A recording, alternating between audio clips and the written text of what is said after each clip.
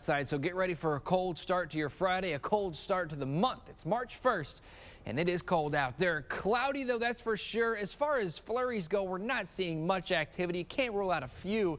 This is interesting, though. A little break in the clouds. We will see a little bit of sunshine today, but I wouldn't plan on a lot. We're staying mainly cloudy with a few flurries out there today. I wouldn't expect any accumulations, maybe up to a dusting at best. Most of us will stay snowflake free, just cloudy and cold throughout the day today. So get ready for a very dreary afternoon.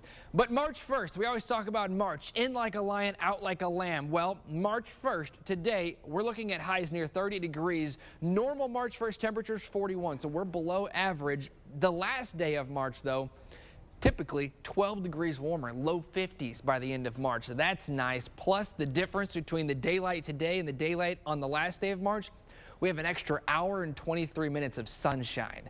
So yeah, get ready for some warmer weather eventually. This morning, though, we could use that extra hour and a half almost of sunshine. We're in the upper 20s right now and we'll likely stay there all day. We're looking at wind chills in the upper teens and low 20s when that wind blows, so bundle up. Gloves, scarves, hats. It's cold outside this morning.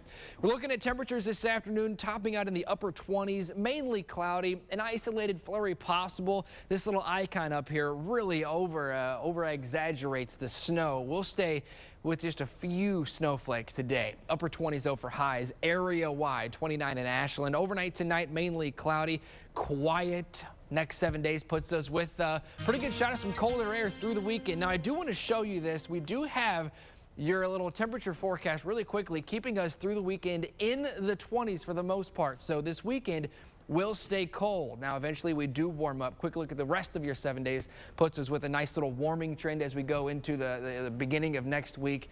And it looks mainly dry. That's always the good news. And again, this morning with the traffic, commuters out there, dry roads. That's always good news. Well, take it. It is cold though, so make sure you save enough time to warm up your car. But heading out this morning, you're not going to need too much extra time for your commute. We're delay free. Here's a look as you travel on out throughout the Akron area. As you can see, 77 and 76 looking fine. No troubles for you at all. No problems for you right now throughout the metro area. Here's a look outside. 480 by State Road getting busier. It's starting to be that time of the Friday morning where we see more and more cars on the road, but overall we're not seeing any problems. I'll take one more look. This is 90 over by Bishop Road. As you can see, traffic's looking good there as well. Of course, all morning long I'm following your commute, letting you know any updates that you may need to know even after you've headed out the door. So make sure you follow me on Twitter at Jackie Traffic, but don't use your phone behind the wheel. Back to you. All right, congratulations. We've made it to March and the first Friday of the month. So, are you looking for ways to celebrate? We've got you covered. Cedra has Free Fun Friday. Hey guys, each and every week I go on the hunt for fun and free events you can take advantage of. Today's featured Free Fun Friday find is Family Folk Night at the Cleveland Metro Parks. Learn about Ohio's history in the form of sing-along songs that touch on everything from settlers to the fur trade, farming, and even the Underground Railroad. Now this event is recommended for people of all ages. Singing, clapping, and humming all strongly encouraged. The fun kicks off tonight at 7:30 at the Ohio Erie and Canal Reservation in Cuyahoga Heights. Now you can find this event and more than 24 others right now posted at newsnet5.com. Happy Friday. Get out there and enjoy it. Yeah, warm up that voice. All right, Cedra, thank you. And breaking overnight, some good news for Boeing. Its biggest single customer for its troubled 787 Dreamliner just said that he believes that the U.S. airplane maker is making progress in resolving those problems with the lithium-ion batteries on the plane. The president of Japan-based All Nippon Airlines says that he is not going to make any changes to its orders of the planes. Now, around the world, the 787s have been grounded for over a month because of the batteries overheating. Also, the FAA has to approve any plans to get those planes back into the air. Well, the Catholic Church without a leader this morning. Meantime, an investigation into information leaks moving forward. What is next for the Vatican? He is one of the most popular Browns players, but will Josh Cribbs play in Cleveland next season? We just talked to him, and we'll tell you what he said. Plus, tracking breaking news for you. Our crews are out right now, finding what's happening and checking the roads to see how your drive this morning will be. You're watching Good Morning Cleveland on News Channel 5. Grab a cup of coffee and stick around a while.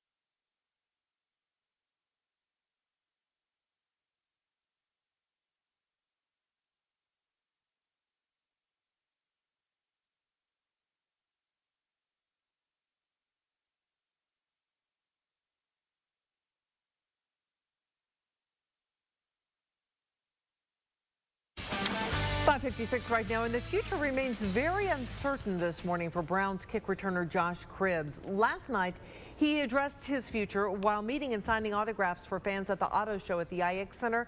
Cribbs has meant a lot for the organization the last 8 years, but with the new regime in Berea, he understands the NFL is a business, and still he says that if he had his way, he'd stay right here in Cleveland.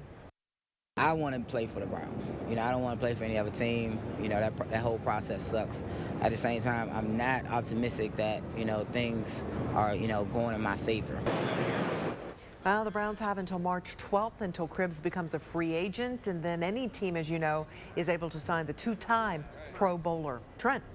Well, it's cold this morning. It's the first day of March. We got to talk about spring eventually coming, and this is the official first day of the meteorological spring, but spring doesn't officially start until March 20th, that morning at around 7 o'clock in the morning. For now, though, it still feels like winter. It is still winter. We're in the upper 20s, low 30s in Cleveland, 28 degrees. Elyria 30 right now, Vermilion the same, Norwalk 28 degrees. If you're heading out to the bus stop, plan on an isolated flurry out there, an isolated snowflake, but we should stay mostly snowflake free. Can't rule it out. Temperatures, though, staying cold all day. Heading home from school today, kiddos. It'll still be on the chilly side. Grab those scarves and gloves and stay warm. We'll talk about that weekend forecast coming up.